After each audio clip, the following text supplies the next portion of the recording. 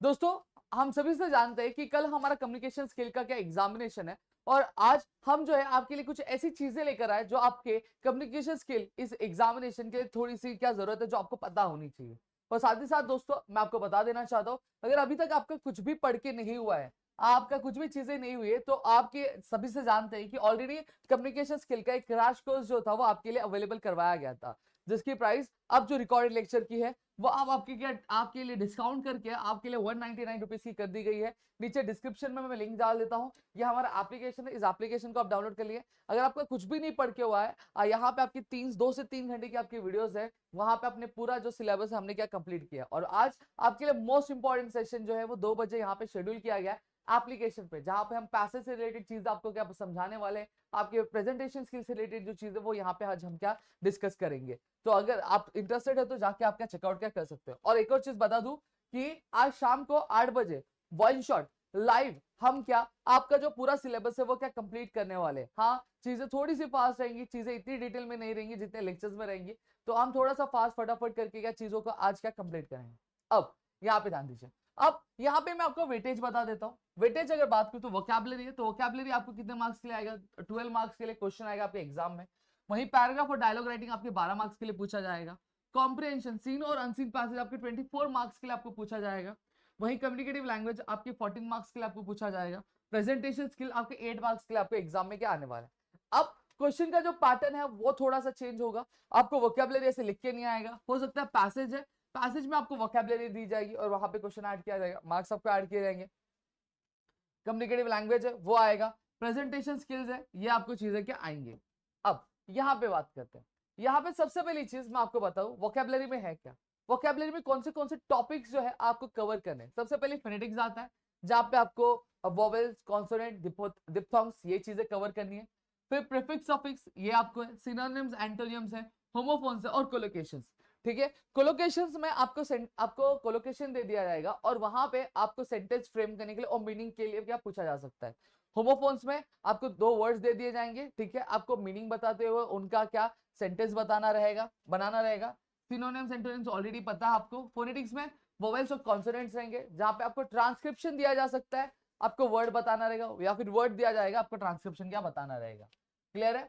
अब पैराग्राफ और dialogue writing में क्या रहेगा।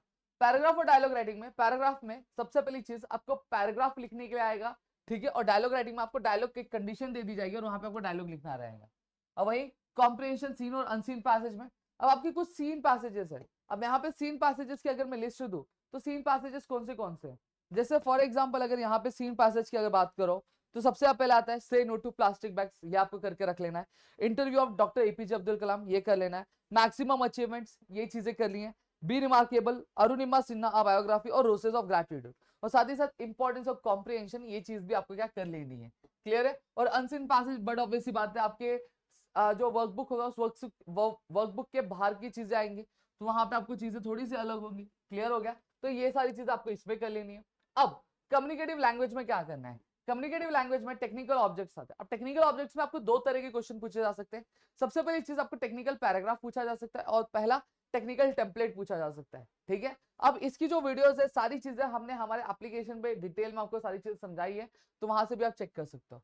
फिर पिक्चर डिस्क्रिप्शन में क्या है। पिक्चर डिस्क्रिप्शन में बेसिकली आपको एक इमेज दे दी जाएगी और आपको पूछा जाएगा कि आपको इमेज को देखते हुए क्या क्या चीजें समझ में आ रही है, वो आपको डिस्क्राइब क्या करना रहेगा। डायरी एंट्री का एक पर्टिकुलर पूरा फॉर्मेट है, वो आपको करना है। फिर आपका ट्रांसलेशन वाला क्वेश्चन आएगा, आपको इंग्लिश टू मराठी या फिर हिंदी किया जाएगा, या फिर मराठी और हिंदी सेंटेंस दे रहेगा और you need to convert it into English. Clear है। फिर लास्ट प्रेजेंटेशन स्किल जो आपके 8 मार्क्स के। अब ड्रेसिंग और ग्रूमिंग पे आपको अलग अलग क्वेश्चंस पूछे जा सकते हैं कि ड्रेसिंग पे करते टाइम क्या क्या चीजें ध्यान रखनी है, क्या टिप्स होंगे, ग्रूमिंग करते टाइम क्या चीजें रखनी, क्या टिप्स होनी चाहिए, ये सारी चीजें पूछी जाएंगी। स्पीच राइटिंग आपको लिखने के लिए दिया जाएगा, फेयरवेल स्पीच हो सकता है, वेलकम स्पीच हो सकता है, वोट ऑफ थैंक्स हो सकता है, तो इस तरह की स्पीच आपको क्या यहाँ पे दी जा सकती है। पावर पॉइंट प्रेजेंटेशन टिप्स, क्या 10 टिप्स आपको पूछे जा सकते हैं कि आपको पावर प्रेजेंटेशन बनाते टाइम क्या चीजों का ध्यान रखना चाहिए, क्या नहीं रखना चाहिए, ये पूछा जाएगा। और काइनेसिक्स के आगे कुछ चीजें जो क्वेश्चंस है वो आपको पूछे जाएंगे आपके एमएसबीटी की वर्कबुक में जो है, उस तरह के क्वेश्चंस क्या पूछे जाएंगे।